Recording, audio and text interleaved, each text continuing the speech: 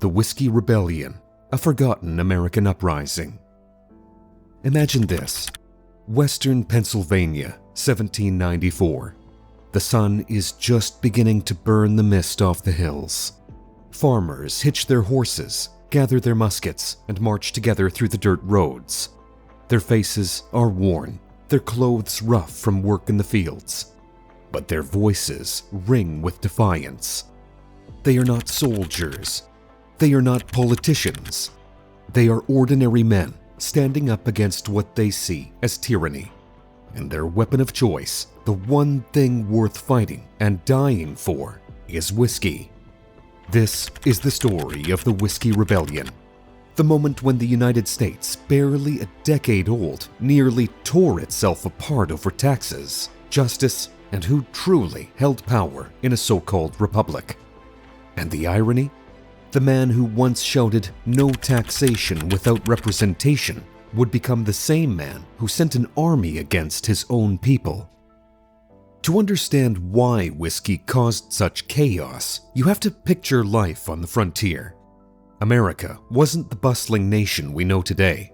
It was raw, unforgiving, and deeply unequal.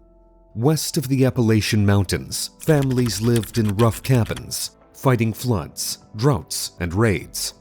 There were no paved roads, few schools, almost no government presence at all. Survival was the only goal.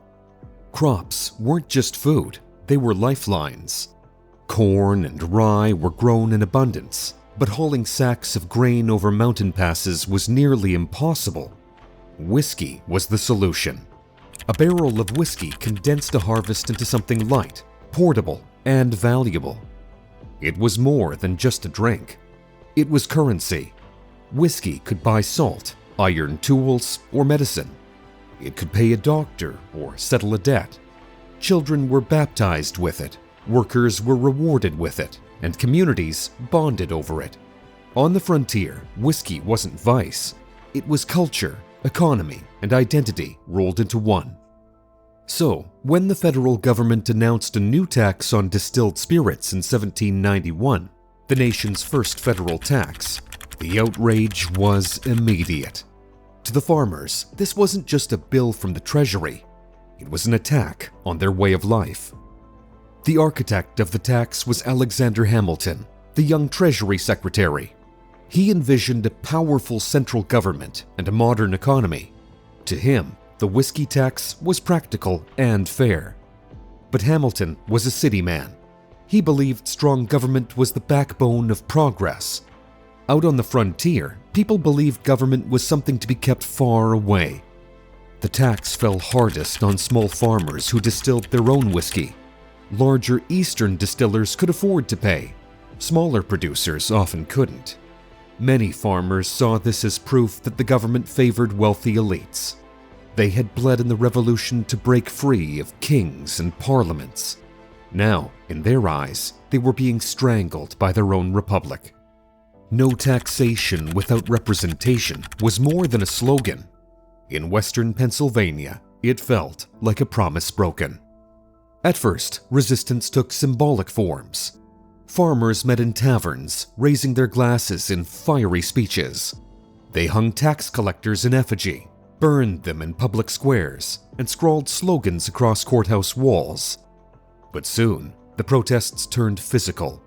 Collectors were harassed, their homes attacked. Some were tarred and feathered, a cruel ritual straight out of colonial protest. Judges were threatened. Mail carriers carrying government notices were intercepted and forced to swear loyalty to the cause. By 1794, defiance became open revolt. When tax inspector John Neville tried to enforce the law, his home was surrounded by hundreds of armed men. For 2 days, shots rang out in the hills of Pennsylvania. Smoke from burning barns filled the sky. The rebellion had crossed a line. And here, George Washington faced a choice. For the first time as president, he saw Americans rise up against their own government. To do nothing would mean anarchy, the fragile republic dissolving before it truly began. to act would mean turning the full weight of federal power against the very people who had once fought beside him for freedom. Washington chose to act. The army he summoned was massive, nearly 13,000 troops, larger than the forces he commanded in many campaigns of the Revolution. And Washington didn't just send them. He rode at their head, the only time a sitting US president has personally led troops into the field. Imagine the sight. The beloved general, now president, riding down country roads flanked by militia. For some farmers, it was like seeing their father returning, not to celebrate, but to punish. The revolution's hero was now the enforcer of federal law. When rebels glimpsed the overwhelming numbers, most melted away. There were no dramatic battles, no Concord or Bunker Hill of the frontier. The rebellion collapsed under sheer force. 2 men were sentenced to death, but Washington pardoned them both. The message was clear. The government was strong enough to enforce its laws, but merciful enough to forgive. On paper, the rebellion was crushed, but in hearts and minds, it left scars. Because this was never really about whiskey. It was about who America was going to be.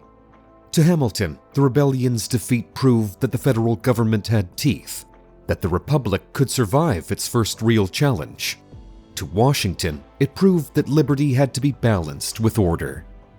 But to the farmers, it was betrayal. They had fought for liberty only to find that liberty had limits. The revolution's promise felt hollow. The consequences stretched far beyond Pennsylvania.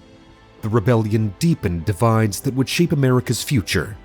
Many saw Hamilton's policies as favoring wealthy financiers and Eastern elites over common farmers. That anger helped give rise to Thomas Jefferson's Democratic-Republican Party, setting the stage for the country's first bitter partisan battles. It also set a precedent. From that moment on, the federal government had the power to enforce its laws, even at the point of a bayonet. Whether that was protection or oppression depended on where you stood. And what about the ordinary people? The farmer who had watched soldiers trample his fields. The mother who saw her husband dragged before a court for refusing to pay. The rebel who raised a musket believing he was defending freedom, only to see George Washington himself riding at the head of the army. For them, history wasn't an abstract argument about federal power. It was personal. It was survival. It was betrayal. So, what do we take from it now? Maybe the Whiskey Rebellion teaches us that freedom is fragile and authority is heavy.